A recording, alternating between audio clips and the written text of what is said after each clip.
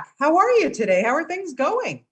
Very well, yeah, great. Good. Listen, this has been a pretty good, exciting last week for you, being at the Cannes Film Festival and being awarded the prestigious Chapard Award. My goodness, first of all, congratulations. And are you still shaking over this?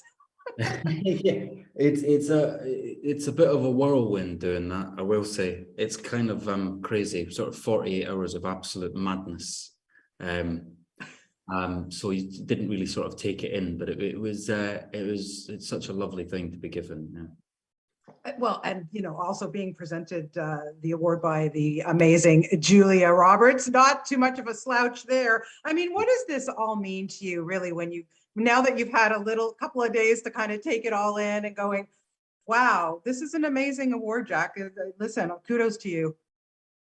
It probably means more than it would have, because I've been doing this for a while now. Because it's that award is essentially a sort of newcomer award or promising award, whatever the French called it. So I've been doing this for so long. Not compared to other people, obviously. It's only been about 10 years, but it's sort of it's just quite a lovely thing to get an award like that and know that it's or because I've been in one thing.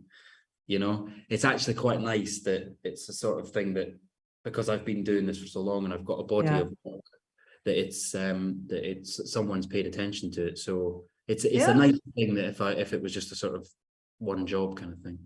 Well, it's nice to be recognized always. So congratulations on that. Wow, Benediction. I got to tell you, I'm from Toronto, so I did get the opportunity to see it for the first time at the film festival in Toronto, and it just blew me away, and it really stuck with me. And then I watched it again in preparation for this interview, and I wanted to know what your very first introduction was to Siegfried Sassoon. When I was at high school, we study, I think they probably still do, I'm not sure, First World War poets, the great war poets, and he's one of three, him and Wilfred Overbrook. So that, when I was probably I must have been about 14, 15, but of course you don't take any of it in when you're 14, 15. You couldn't care less. You just want to chase people around and eat and drink, and that's all you want to do at that age. So you couldn't care less about First World War poetry. Then, which is why it's such a lovely thing to sort of come full circle.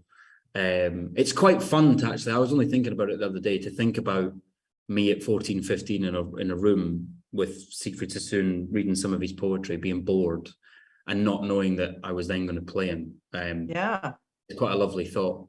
But it's when you're my age now, you've got a little bit more perspective on life, and to take him in and what he did and learn about what he did is just amazing. Completely amazing. And then I was wondering too, as you said, when you're 14, 15 in high school, whatever, you're like, whatever, I just want to make my grades. But then now that you play, in preparation of playing him, listen, you've played real life characters before, so there's obviously that kind of pressure added. But what did you do maybe more now to prepare to play him properly in your mind? Well, it was funny because we were 3 days from shooting and then COVID hit, so ended up having months more sat with the script and him before we shot again. So I was uber prepared in terms of the lines and what the story was about and who he was, but it doesn't matter. It's nothing sort of substitutes for being on set and actually with other actors and director.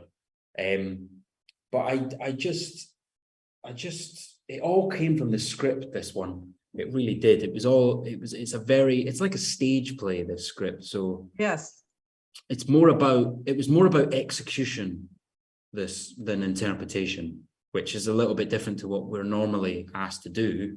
But that's how Terence works. So it was different.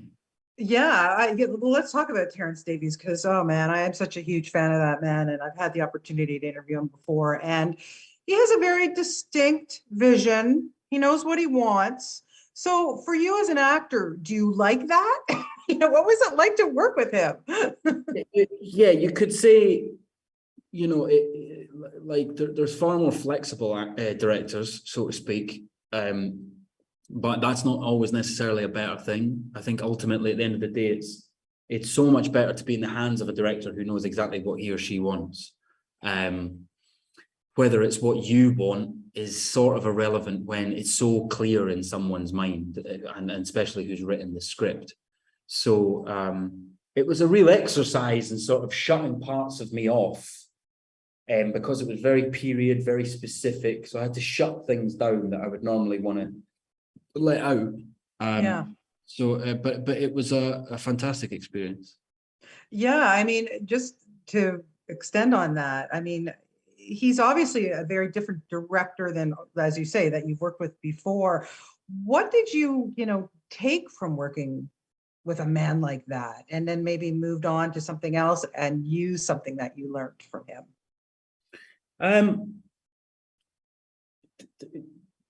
Like I say, because it all came from the script, it really, I don't know, it probably made me want to pay more attention to the writing on what else I do, and not question as much, and sort of just go for it, try the scene out first. Because on other things where you've got more leeway, or the director or the writer kind of likes your input, it's sort of maybe taught me to sort of try it first rather than sort of the night before thinking of different ways or whatever.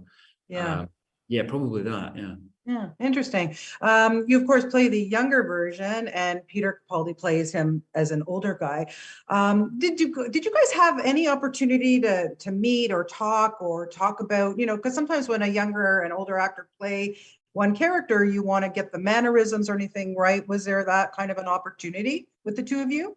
No, there wasn't. I didn't meet Peter until I'd basically shot most of my stuff. Wow. The shoot was basically young Sassoon followed by older Sassoon. So I'm not.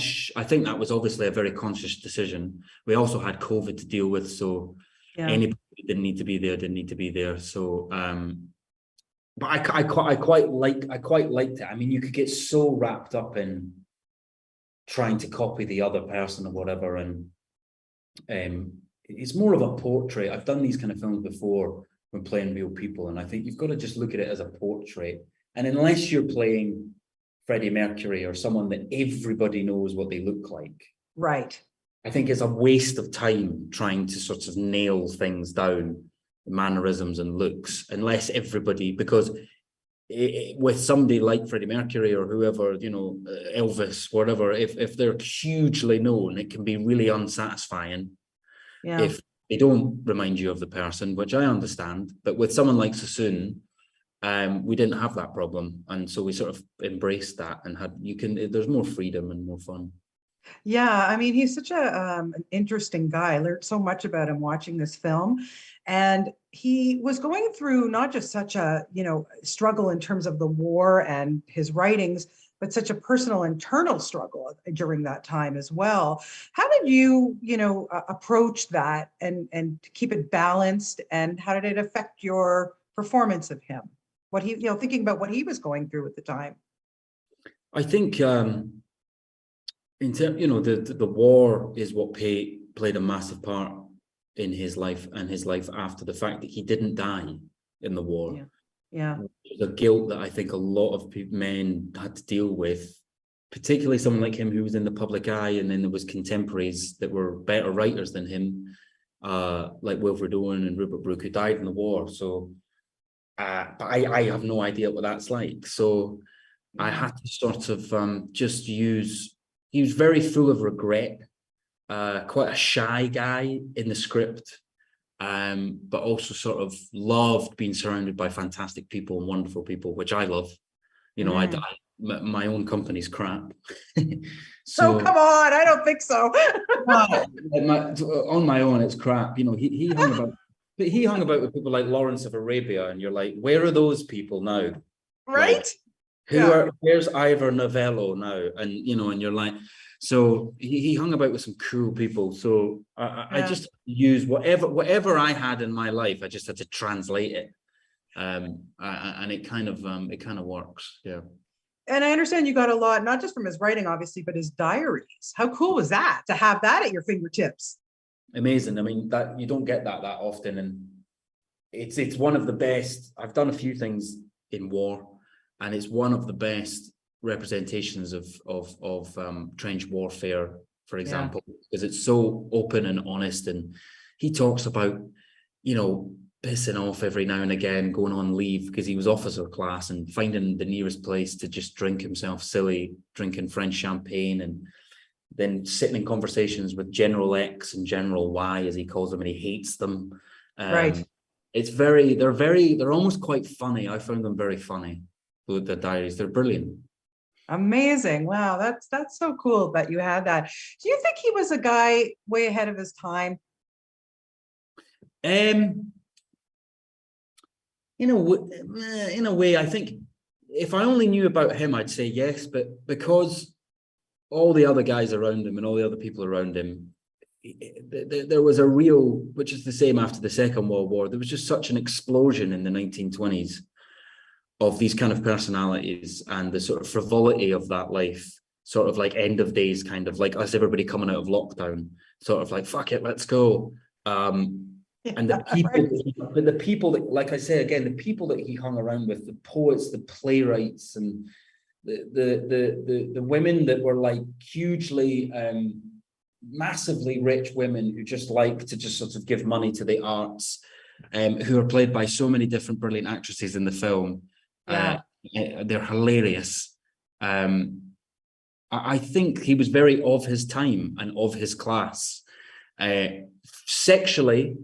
And sort of in that sense, he was, you know, we like to talk about us being very sexually liberated now, and sort of everybody's a bit more fluid and all this kind of stuff. And it's like, you only have to see that, you know, people back then did it as well and talked about it as much, just maybe not in the press or on Twitter or whatever.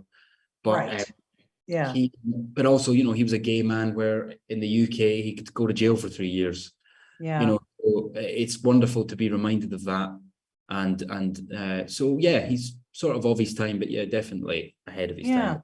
Yeah, interesting to think about it. I just have a few minutes left, but I want to address the fact that, you know, we're seeing you right now in Slow Horses. Great performance in that series. And coming up, we're going to be getting The Gold. Oh my God, Jack, that cast, hello. Yeah, it's pretty sick. It's the story is absolutely insane. It was just a sort of no-brainer. It's insane, that story. That actually happened. So, and it's written by Neil Forsyth, is one of my favorite writers. It's very, very good. So yeah, we've got about another month or so left on that. I can't wait for people to see that.